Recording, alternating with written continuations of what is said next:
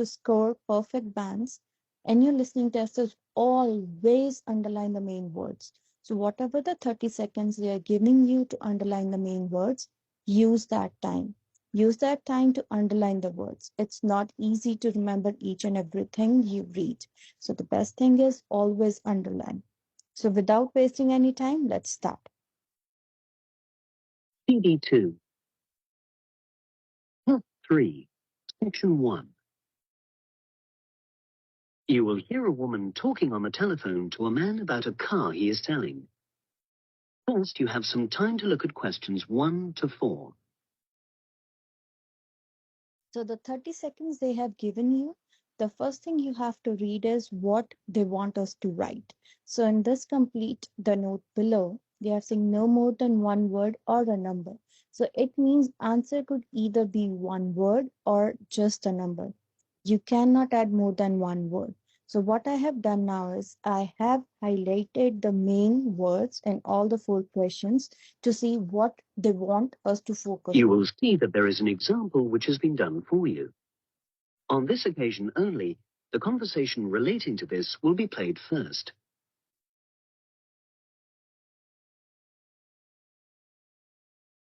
Hello, Brian Park speaking. Oh, hello. I'm calling about the advert in the paper. For the car? Yes, the Mini you've got advertised for sale. Oh, yes. I just wanted to find out a bit more information. Of course. What would you like to know? It's my brother who's interested, actually, but he's not in today, so he asked me to call you. Fine. Great, thanks. It's the Mini, Yep. and how old is it? Just coming up to 13 years old. The man says the car is just coming up to 13 years old. So 13 has been written in the space. Now we shall begin. You should answer the questions as you listen, because you will not hear the recording a second time. So this is another thing we need to keep in mind. They said the question is not going to repeat and the listening will only be played once. So if you're doing any questions and if you miss anything, don't worry, just move on. You don't have to wait for the answers. We have to keep moving on. If you miss one, don't worry. Don't worry about that. Just skip and go to the next one so that at least your remaining ones are correct. So let's begin now. Listen carefully and answer questions 1 to 4.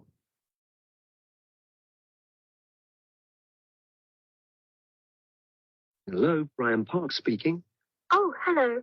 I'm calling about the advert in the paper. For the car? Yes, the Mini you've got advertised for sale. Oh, yes. I just wanted to find out a bit more information. Of course. What would you like to know? It's my brother who's interested, actually, but he's not in today, so he asked me to call you. Fine. Great, thanks. So it's the Mini, Yep. and how old is it? Just coming up to 13 years old. And I seem to remember from the ad that it's grey. That's it. Doesn't show the dirt. Absolutely. Anyway, the colour shouldn't be a problem for Jeff. You know, the important thing is the quality. Yes, of course. What about mileage? With it being pretty old, it's probably over 100,000. Actually, it's 40,000 less than that. 62,000 on the clock. Great. I remember now. I'm confusing it with another ad I was looking at. Right. Pleasant surprise then. Yeah. Have you been the only owner, or was there a previous one? I'm the second one. Before, it was owned by a teacher who was a very careful driver. Didn't have any accidents. Very good.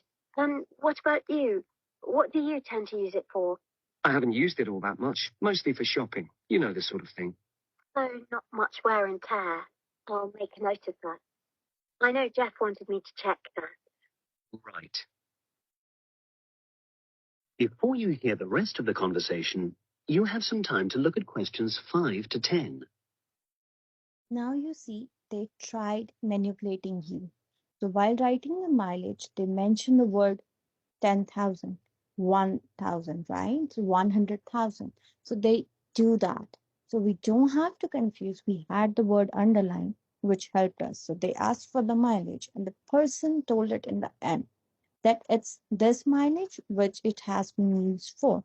Even for your next questions, you will see they will try to confuse you, like for the money they're offering it for, the money they give it for, the time you they want to show you, and everything like that. But we are not going to fall into their trick. So let's see what they say, and now we will underline the remaining questions, the main words.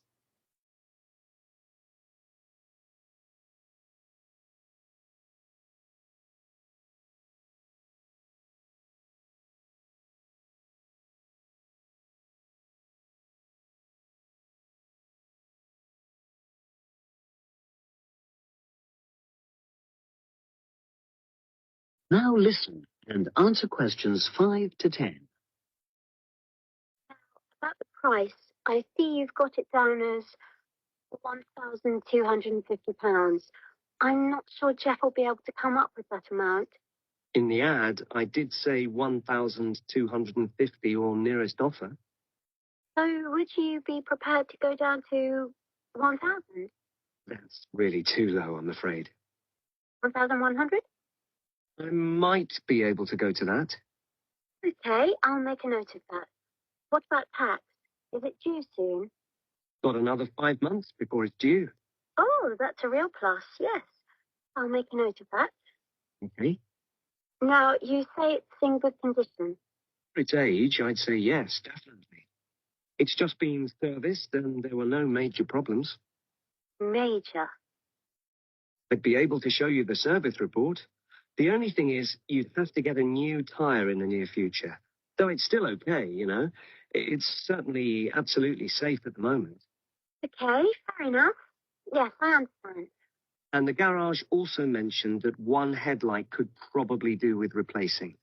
They think there's a fault there, you know, intermittent. Well, we'd obviously look at all the documents, but that sounds very straightforward. Of course. I've got all the service documents up to date, and you can look at those. All sounds pretty good. And I know my brother will be interested. So would it be possible for him to see the car? He's back from his trip tomorrow and away tonight. So, how about tomorrow? Tomorrow? Wednesday? I'm afraid that's not possible. I'm out pretty much all day. Well, Thursday That'd be fine, yeah. in the morning? Yes, that'd suit me perfectly. Great. Now, you'll need my address. Yes, of course. What is it? It's number 238, 238? London Road. Oh, that's easy enough. Yes, very straightforward. I'll pass on these notes to Jeff, and he'll see you in a couple.